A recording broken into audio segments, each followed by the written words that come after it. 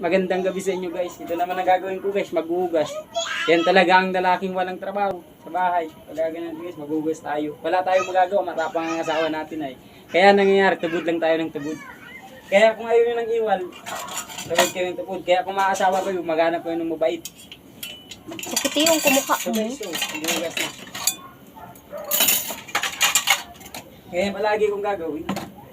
Tayong trabaho, kaya ang nangyayari yan. Guys, malinom muna tayo guys. Sakit sa pakiramdam. Nagiging tagihan sila. Anong sunod? Kumpin. Asawa nang yung ganito.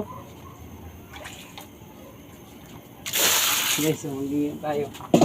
Pag-bumilig. Ang hirap mag-asawa ng matapang. Ang hirap. Pagbabal na lang. At pinahabol pa yung guys, ano pa ako ng saging mo, pinagaga pa. Lakas ng asawa ko, sobrang tapang. Yun lang guys.